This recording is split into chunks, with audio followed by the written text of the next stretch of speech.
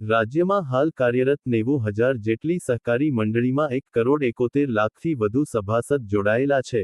મુખ્યમંત્રી ભૂપેન્દ્ર પટેલ મહેસાણામાં વિજાપુર ખાતે ધી સરદાર પટેલ સહકારી ધિરાણ સોસાયટી લિમિટેડના રજત જયંતી મહોત્સવની ઉજવણી નિમિત્તે યોજાયેલા કાર્યક્રમને સંબોધતા શ્રી પટેલે આ વાત કહી.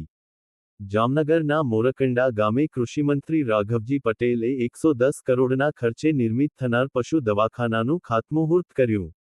જિલ્લામાં ચાલુ વર્ષે નવા 16 પશુ દવાખાનાઓનું નિર્માણ કાર્ય હાથ ધરાશે. પ્રધાનમંત્રી નરેન્દ્ર મોદીએ દિલ્હીમાં ભારતીય કૃષિ સંશોધન સંસ્થા ખાતે આયોજિત એક ખાસ કૃષિ કાર્યક્રમ દરમિયાન ખેડૂતો સાથે વાર્તાલાપ કર્યો. આ દરમિયાન તેમણે ખેડૂતોને કુદરતી ખેતી અપનાવવા માટે સંતુલિત અને તબક્કાવાર વ્યૂહરચના અપનાવવાનું સૂચન કર્યું. બિહાર વિધાનસભાની ચૂંટણીની તૈયારીઓ વચ્ચે વડાપ્રધાન નરેન્દ્ર મોદી ઓક્ટોબરમાં ભાજપના કાર્યકર્તાઓ સાથે સીધી વાતચીત કરશે. વડાપ્રધાને એક્સ પર કહ્યું કે બિહારમાં ભાજપ એનડીએની જીત માટે કાર્યકર્તાઓ પૂરી તાકાતથી લાગેલા છે. તેમણે બધાને મારું બૂથ સૌથી મજબૂત અભિયાન સાથે જોડાવા અને પોતાના સૂચનો આપવા વિનંતી કરી છે.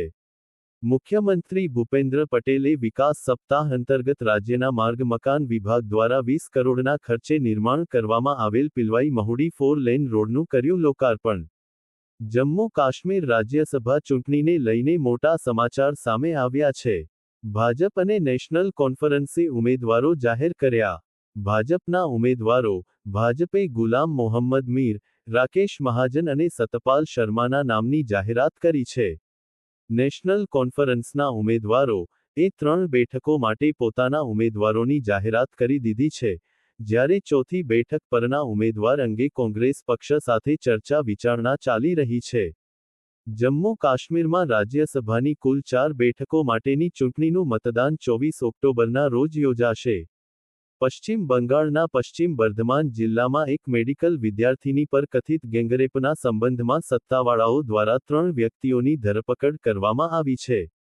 ઇન્ડિગો એરલાઇન્સને directorate general of civil aviation દ્વારા 40 લાખનો દંડ ફટકારવામાં આવ્યો છે, કારણ કે તેણે કોઝિકોડ અને લેહ જેવા ગંભીર રૂટ પર પાયલટ્સને તાલીમ આપવા માટે બિનપ્રમાણિત ફ્લાઇટ સિમ્યુલેટરનો ઉપયોગ કર્યો હતો. તેજસ્વી યાદવ દ્વારા કરવામાં આવેલો દાવો. ભાજપ નીતિશ સરકારે બિહારને શ્રમિક સપ્લાયર રાજ્ય બનાવી દીધું છે, અને બિહારમાં જ શ્રમિકોની સ્થિતિ સૌથી વધુ ખરાબ છે. બિહારમાં માત્ર 8.7% શ્રમિકો જ રોજેરોજ કમાણી થાય તેવી નોકરીઓમાં છે, જે આખા દેશમાં સૌથી નીચા સ્તરે છે.